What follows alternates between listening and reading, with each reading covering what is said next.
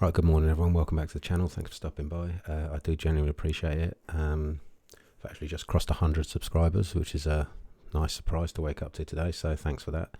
If you can help me out by dropping a like and subscribing this video, any questions or comments you got, please leave them below and I'll be sure to get back to each and every one of you. I'm going to talk about VeChain again today because this news comes out every day, so every time I see something I'm going to post it because I think it's important people know about the utility partnerships and whatnot that's going on with this project. So I'd like to start off by going through the crypto market as a whole. The market's up 2.18% over the last 24 hours. We've got a market cap of 860 billion, nearly 861. 24-hour trading volume of 37 billion. Bitcoin dominance is sitting at 38.5%. Bitcoin itself has broken 17,000 again, so it's 17,247, so it's up, not a massive amount, but it's up, which is always a good sign, because the market tends to follow Bitcoin across the board. Not much, no, I don't see anything showing huge price surges. Everything's fairly flat as per. Not much new money coming into the market. The sentiment's fairly bearish. Let's look at VeChain on CoinMarketCap, see what that's saying. So that's up 2.43% on the day. Looking a little bit better, but it's nothing major. You know, in the grand scheme of things, I'm looking for a massive pump towards 50 cents or $1, which is why I'm accumulating at these levels. So we got a market cap of 1.394 billion, so just shy of 1.4 billion. There's 73 billion VeChain circulating at the moment. It's 84% of total supply, and a 24-hour trading volume of $26 million. So this article is very short, so it won't take long to go through it. It's on Crypto Newsflash, and it's just basically a little summary of some of the things that VeChain are, you know, the purpose of the actual project, the utility, and why it's a project I believe in, and I think many other people believe in. If you look at this on CoinMarketCap, there's 364,000 people following VeChain. Yeah. So if we, sorry, my wife just asked me something. So we'll go through this article quickly. VeChain is designed to serve billions of people and companies around the world.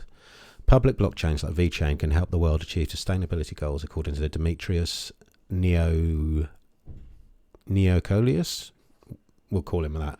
VeChain continues to gain credibility and swell in on-chain activity.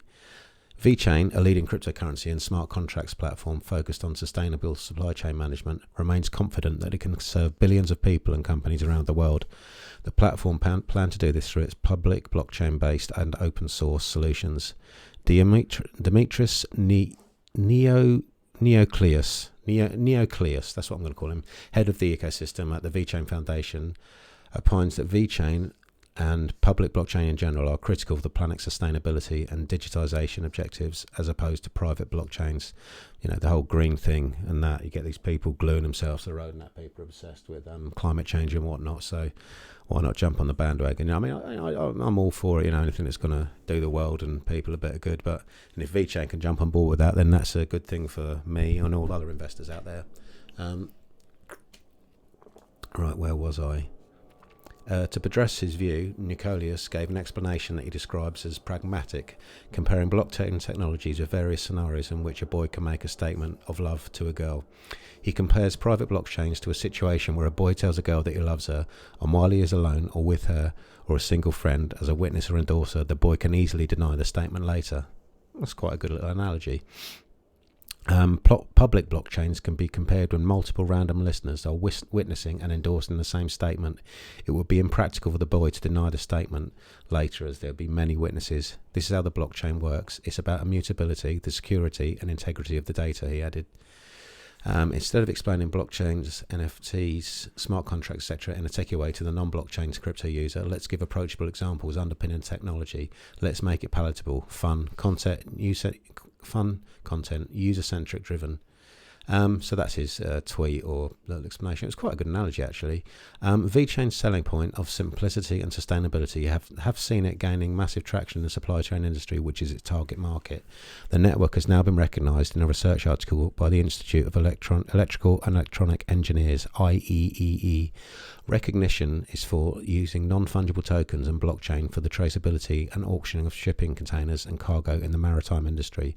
In particular, the IEEE notes that the strides VeChain has been making using NFTs and blockchains to facilitate tracking and tracing of pharmaceutical drugs from the production stage through to the delivery in the EU.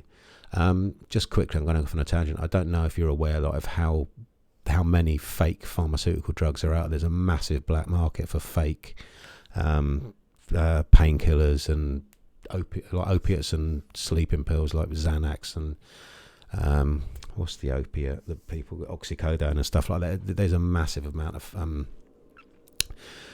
black market trading going on in that. So if we can track the real stuff through the blockchain, that hopefully will, enable people to get on top of the massive drug addiction issues we've got going on in the world at the moment. That's just a little side thought, not chain. I'm obsessed with chains at the moment. Anyway, VeChain saw blockchain surging in on-chain activity. Amid the high-profile commendations that VeChain is getting, the network has also been witnessing a swell in on-chain activity. The network has seen a sharp rise in the number of accounts. They increased from 1,932,661 to 1,933,254 accounts in 24 hours. So that's quite an increase.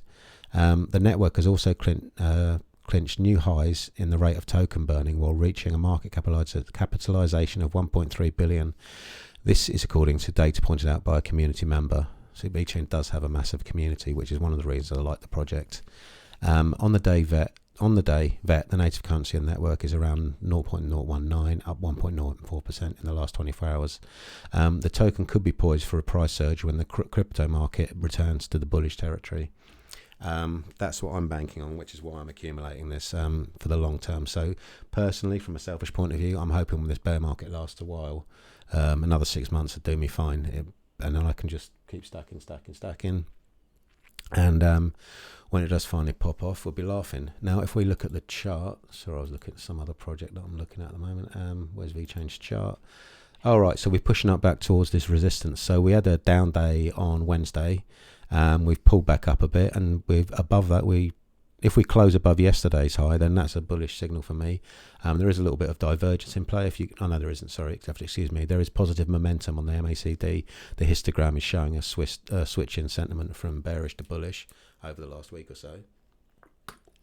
Excuse me, I just need a little bit of water. So we're currently at 0.1, approaching this. It's become quite a lot. Yeah, it is resistance. It has been resistance for, since it was broken all the way through November. That it struggled to break this level. So if we can break above this and close above this today, and then perhaps push on over the weekend, then maybe next week we can see some more bullish momentum going forward. Perhaps the signal line, the MACD, I'm stumbling my words today, the MACD line can cross above the zero line. Excuse me, I've had this cold for 2 weeks now. No good.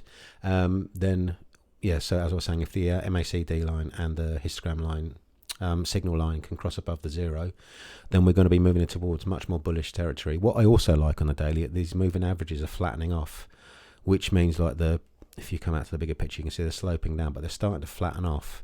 Like where you've had this big sell-off here, they're sloping down.